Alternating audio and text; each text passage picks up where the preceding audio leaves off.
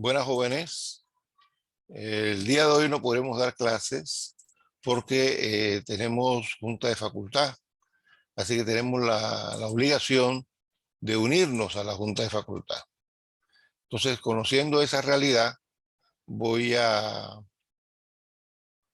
estoy compartiendo un PPT eh, y con él vamos a dar la clase el día de hoy.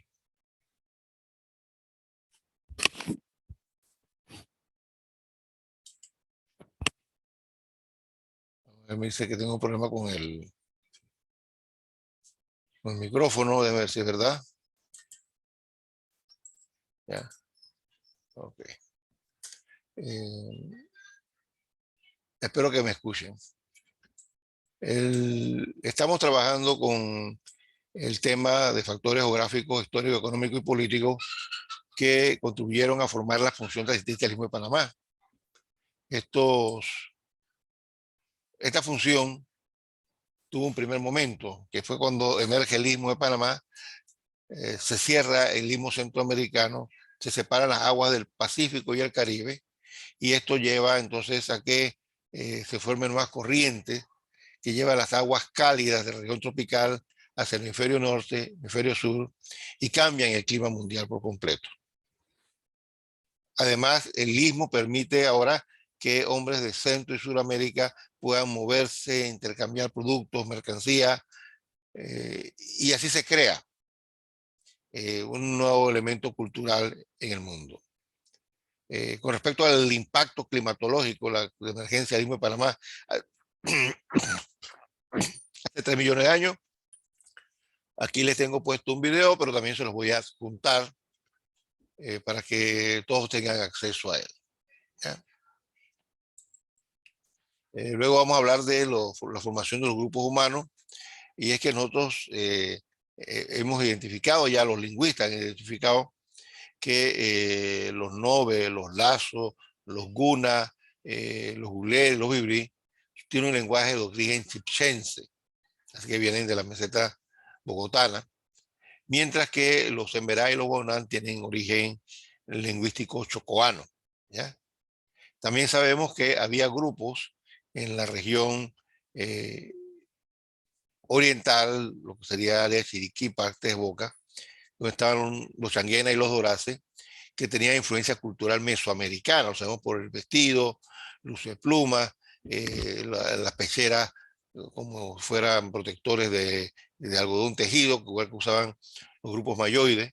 Así que tenemos aquí una influencia importante de Centroamérica para la formación de las lenguas que existen en el Istmo y que revela la importancia de esa función de tránsito norte-sur que hubo durante el periodo precolombino. Cuando llegue la colonia, lo que vamos a tener ahora es una situación distinta. Ahora el tráfico va a ser en vez de norte a sur, va a ser este a oeste. Es decir, porque ahora a España lo que le va a interesar es que una vez que se descubre en 1540 las minas de plata de Potosí, que son las principales minas de plata del mundo por más de 100 años y que alimentaron el sistema capitalista en Europa y reactivaron y dinamizaron la economía en China y en Japón, esa mina de Potosí, que aporta el 60% de la plata y los tesoros que España envía y recibe de América, esa mercancía del Cerro de la Plata, que está en lo que hoy es Bolivia, se llamaba Alto de Perú en aquella época, se transportaba en lomo de mula hasta la costa, de la costa venía hasta Panamá, en Panamá en lomo de mula tomaba el camino real para llegar hasta Portobelo.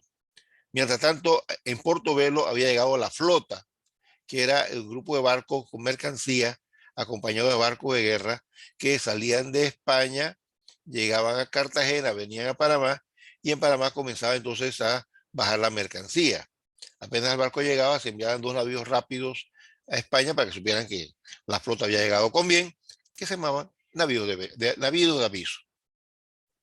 Se bajaba la mercancía y se comenzaba a bajar todo esto que he señalado que venía de Europa, elementos alimenticios como trigo, vino, vinagre, aceitunas, etcétera, elementos de guerra como cañones, balas de cañones, arcabuces, balas de arcabuces, espada, etcétera. Elementos de uso diario como la ropa fina, los vestidos finos, las joyas, los zapatos finos, telas, manteles, y también llegaba otros elementos de la vida cotidiana. No había hierro en América, así que había que tener clavos, cerraduras, bisagras, hacer todos los elementos que necesitan hierro para la cocina, etcétera. Entonces, eso comenzaba la feria. Eh, Mientras tanto, de la plata de España, de peruana, llegaba al puerto de Portobelo y ahí entonces comenzaba la gente a cargar la plata y los toseros que hubiese en los barcos y los comerciantes de España, peruanos, de Ecuador, de Chile, comenzaban a comprar la mercancía que iban a llevarse para vender en Sudamérica. Cuando el último grupo de mulas llegaba cargado de plata a Portobelo, se sellaba, se contaba y se subía al barco, terminaba la feria. Eso podía ser 4 semanas, 6 semanas como promedio, hubo algunas de 8 semanas. No, además de eso, el barco, la mercancía que quedaba en Portobelo había que trasladarla a Panamá. Entonces se usaba entonces en mula para llevarlo en mula hasta el puerto de Cruces. En Cruces se desembarcaba la mercancía y se traía en lomo de mula hasta Panamá. Entonces, ese camino mixto eh, que va de Panamá a Cruces, a lomo de mula, y que de Cruces baja hasta el Nombre de Dios, hasta 1597, y a partir de 1597 hasta Portobelo, eso se llama el Camino de Cruces. Es para la mercancía, los pasajeros. El camino real es el camino empedrado que va desde Panamá hasta Portobelo, que demora 7 días más o menos, el otro demora el doble, y este es el camino que usa para los tesoros. ¿Ya? Eso es el sistema de flotas y galeones. Eso atraerá la envidia del enemigo de España, lo cual provocará el intento de tomar la plata americana en Panamá en varias ocasiones. Vendrán varios piratas, varios corsarios, hasta que finalmente uno de ellos, Henry Morgan, tuvo éxito en tomar la ciudad de Panamá, la destruye, y luego es necesario trasladar la ciudad hacia la nueva ubicación en el Ancón, que es un lugar mucho más protegido. Ahí tenemos un video que hizo el Ministerio de Educación, que me parece muy sencillo, que lo vamos a utilizar. Se lo vamos a enviar. Y finalmente tenemos que esa plata no solamente trajo Morgan, trajo muchos otros piratas, trajo contrabando, trajo ataque de las flotas británicas en varias ocasiones. Por lo menos en 1640, el almirante Vernon, en camino a Cartagena, ataca Panamá, bueno, ataca Portobelo, y la población se rinde y destruyen los cañones. Luego, cuando vaya a Cartagena, va a ser derrotado, regresa a Panamá. En Panamá, esta vez está mejor preparado y lo derrotan. Eso hace que el almirante Kingill, 5 años después, regrese y tenga su venganza destruyendo la ciudad de Panamá, de Portobelo, perdón, destruyendo la iglesia y algunas. Y creo que la decisión más importante es la de la aduana. Si nosotros vamos a Portobelo, vemos la aduana desde el parque, vemos una estructura en frontispicio. Pero si vamos al lado del mar y vemos la aduana, nos damos cuenta de que todo lo que era la parte del frontispicio, que era el balcón con sus arcadas, que se ve desde el lado del parque, del lado de la costa no se ve, porque eso fue destruido por Kingill.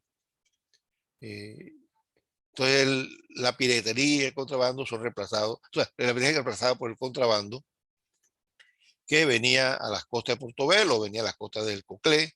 Ahí comerciantes ingleses, holandeses, franceses que traían mercancía, se encontraban con comerciantes panameños que se las compraban a muy buen precio porque no hay que pagar impuestos.